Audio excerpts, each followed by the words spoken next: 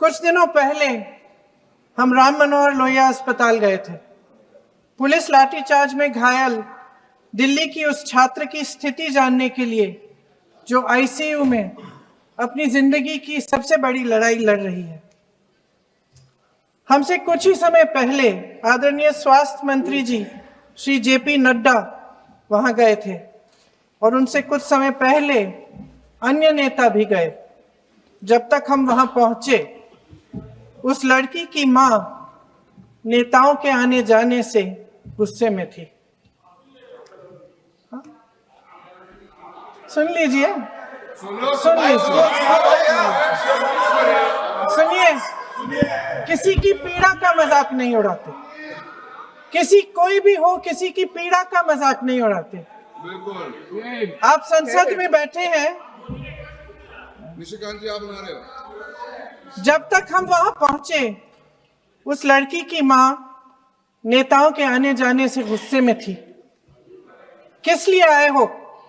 उसने आईसीयू के दरवाजे के बाहर खड़े होकर हमें पूछा।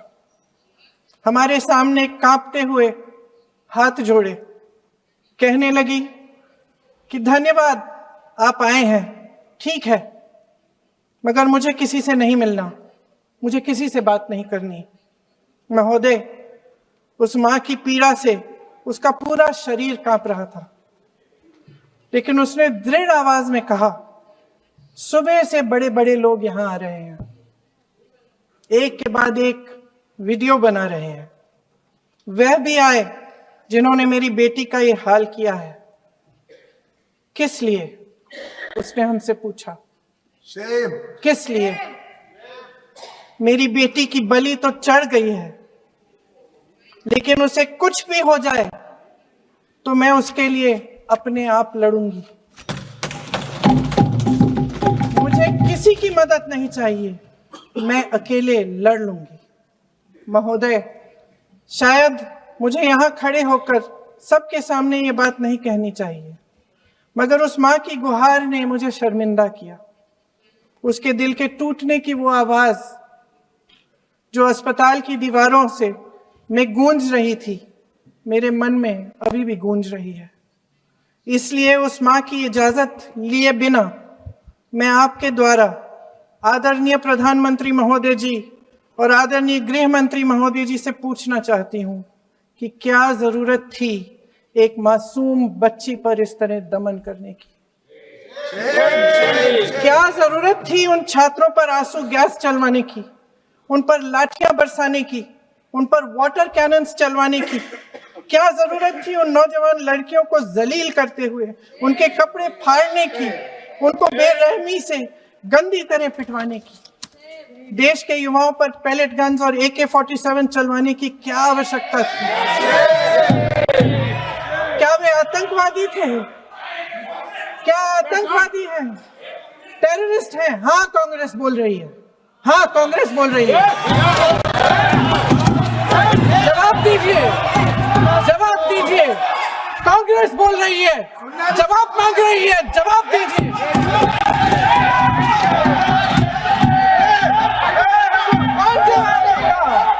कौन जवाब देगा? गृह मंत्री जी जवाब देंगे। किसने ऑर्डर दिया? किसने ऑर्डर दिया पैलेट गन्स चलाने के लिए? किसने ऑर्डर दिया?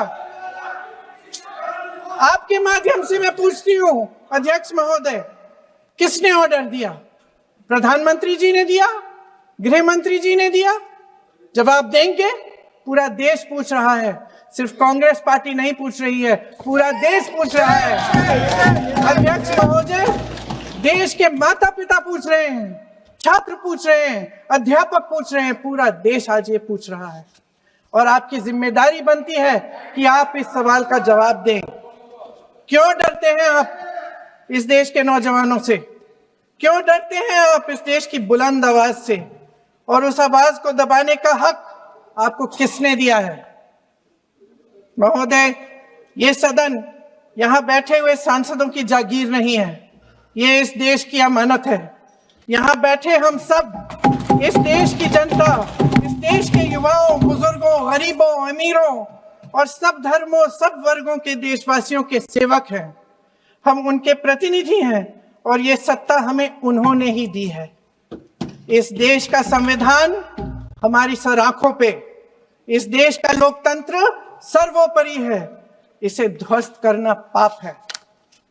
यह करोड़ों जनता हमसे सिर्फ एक चीज मांगती है, जवाबदेही। इंग्लिश में इसे अकाउंटेबिलिटी कहते हैं। हमें सत्ता देकर, हमें यहां तक लाकर सिर्फ उसकी ये गुहार है कि जो हम करें उसकी भलाई के लिए करें, और अगर उनके साथ अन्याय हो तो हम उनके प्रति जवाबदेह बने और उन्हें न्याय दिलवाएं। पिछले दिनों हजारों बच्चे सड़क पर उतरे। उन्होंने अपनी पीड़ा व्यक्त की।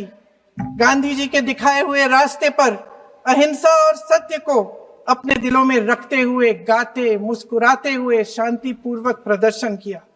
लोकतंत्र के सबसे पवित्र सिद्धांत के तहत उन्होंने अपनी आवाज उठाने का अधिकार कायम किया। ये उस भारत के बच्चे हैं जो गांव में रहते हैं, जो महानगरों में रहते हैं, जो छोटे कस्बों में, छोटे शहरों में रहते हैं, जहां माँ अपने गहने बेच देती है, पिता अपनी जमीन गिरवी रख देता है, एक परिवार अपनी पूरी जिंदगी की कमाई बच्चे के सपने पर खर्च देता है।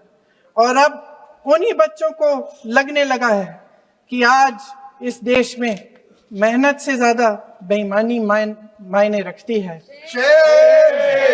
मेरिट से ज्यादा पैसा मायने रखता है। तब सिर्फ एक छात्र नहीं हारता, उम्मीद हारती है। इन परेशान बच्चों ने अपनी उम्मीदें आपसे साझा की। उनकी मांगे क्या थी? कि पेपर लीक करके उनके साथ जो बार बार अन्याय किया जा रहा है उस पर कार्रवाई की जाए, कि जो सिस्टम उनके भविष्य को कुचल रहा है उसे सुधारा जाए, कि जो माफिया उन्हें घेरे हुए है उसे हटाया जाए, कि जिस मंत्री के कार्यकाल में यह सब हुआ वह इस्तीफा दे, कि उन पर बर्बरता करने वालों पर कार्रवाई की जाए और उसके लिए माफी मांगी जाए। बस यही उनकी मांग थी ना, कि जो शिक्षा और स्वतंत्र अभिव्यक्ति का अधिकार उन्हें संविधान ने दिया है उसे कायम रखा जाए। महोदय, हमारे एजुकेशन सिस्टम में कुछ समय से बहुत खामियां भर चुकी हैं। बच्चों पे जो प्रेशर डाला जाता है उसकी वजह से सैकड़ों बच्चों ने आत्महत्या कर डाली है। उससे भी ज्यादा बच्चे डिप्रेशन में डूब रहे हैं। परिवारों पर बच्चों को पढ़ाने लिखाने के लिए घूस, capitation fees, tuition fees, coaching fees आदि के घिनौने दबाव हैं। लोन लेने पड़ते हैं, सामान बेचना पड़ता है, और उसके बावजूद कोई गारंटी नहीं कि उनके बच्चों के भविष्य मजबूत बन पाएंगे, क्योंकि बेरोजगारी चरम पे है। इस सरकार ने रोजगार पैदा करने वाले सभी सेक्टर्स को लगातार कमजोर किया। एग्जामिनेशन सिस्टम खुद फेल हो गया है। पिछले दशक में 152 पेपर लीक हुए, 750 करोड़ छात्र प्रभावित हुए, मगर एक भी दोषी, एक भी माफिया को सजा नहीं।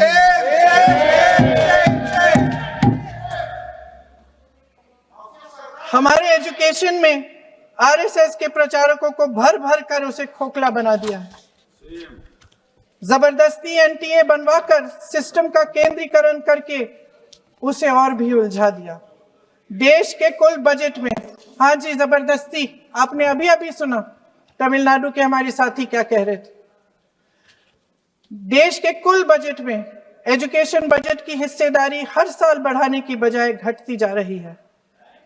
1.4 लाख करोड़ रुपया का पूरा बजट एजुकेशन बजट है, और 1.32 लाख करोड़ सिर्फ नीट देने वाले 22 लाख बच्चों के परिवारों से हर साल खींचा जाता है।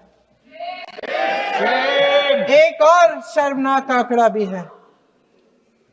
1.4 लाख करोड़ रुपया हमारा पूरा एजुकेशन बजट, और 16 लाख करोड़ रुपए जो मौजूदा सरकार ने बड़े उद्योगपतियों के लोन माफ किए हैं। सोचिए कि इस सरकार की प्राथमिकताएं क्या है। सच ये है अध्यक्ष महोदय कि जिस तरह अस्पताल में उस छात्रा की मां का विश्वास पूरे सिस्टम से हट गया है, उसी तरह देश के युवाओं का भरोसा इस पूरे सिस्टम से टूट चुका है। और जब इस तरह देश के भविष्य, हमारे युवा निराश होकर सरकार और सिस्टम से अपना भरोसा हटा देते हैं, तो उस भरोसे को फिर से बनाने के लिए सिस्टम के अंदर से जवाब नहीं ढूंढा जा सकता। उसके दायरे से बाहर निकलना पड़ता है, नए सिरे से ठोस प्रयास करने पड़ते हैं। अफसोस की बात यह है अध्यक्ष महोदय कि इतना हो जाने के बाद भी आदरणीय प्रधानमंत्री महोदय जी और उनके साथी इस सच्चाई को समझ नहीं पा रहे हैं। वे अभी भी ये सोच रहे हैं कि पीआर, नैरेटिव चेंज और पालतू मीडिया के सहारे एक बार फिर उनकी नैया पार हो जाएगी। परसों शिक्षा मंत्री जी ने शर्मनाक परिस्थितियों में अपना इस्तीफा दिया और कल यहीं मकरद्वार पर मेरे सत्ता पक्ष के सांसदों ने जिंदाबाद के नारे चिल्लाते हुए उनका संसद में ऐसे स्वागत किया जैसे मानो कोई सुपरस्टार पहुंच गए हैं। विडंबना देखिए महोदय, जब भूतपूर्व शिक्षा मंत्री को मुकुट पहनाया जा रहा था, स्वागत हो रहा था उनका, तब महाराष्ट्र में एक परिवार पेपर लीक पीड़ित अपनी बेटी की आत्महत्या का शोक मना रहा था। आपकी सरकार ने देश के करोड़ों छात्रों को क्या संदेश दिया? आपको किस बात का गौरव है, किस बात का अभिमान है? ये कौन सा अहंकार है? जहां आंखों में शर्म होनी चाहिए, वहां बेशर्मी और स्वागत के नगाड़े बजाए रह रहे हैं। एक तरफ मातम है, दुख है, यहां आप फूल माला डाल रहे हैं। कोई आप पर कैसे यकीन करे? प्रधानमंत्री महोदय जी ने नया शिक्षा मंत्री चुना, एक ऐसे व्यक्ति को इस पद पर आसीन किया जिसने एक गर्भवती महिला के बलात्कारियों की रिहाई पर अपनी सहमति व्यक्त की, खुशी जताई। देश की करोड़ों लड़कियों को प्रधानमंत्री जी ने क्या संदेश दिया? सर, अखबारों में है। अखबार में नहीं, मेरा कुछ भी बोल के चले जाते हैं क्या? ये तो कैसा क्या है इनके पास? ऐसा ही आरोप लगा दीजिएगा। कोई नियम कानून नहीं है।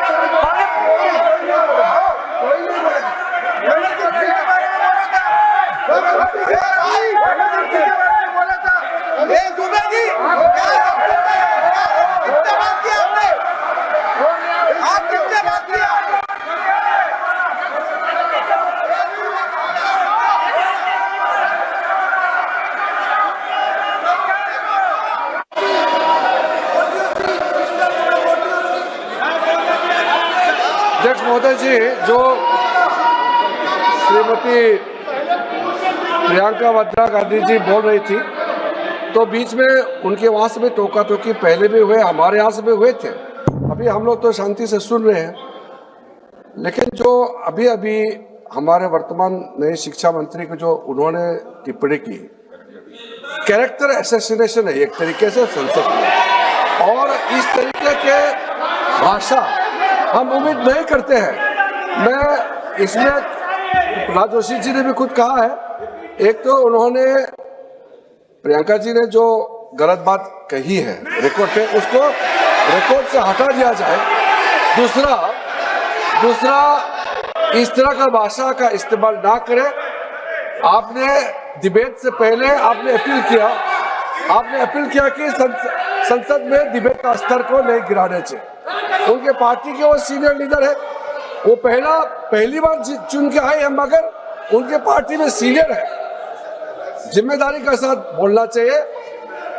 अगर पूरा ऑथेंटिकेट नहीं कर सकते हैं तो मैं ये मानता हूं कि उनको क्षमा मांगना चाहिए सदन से।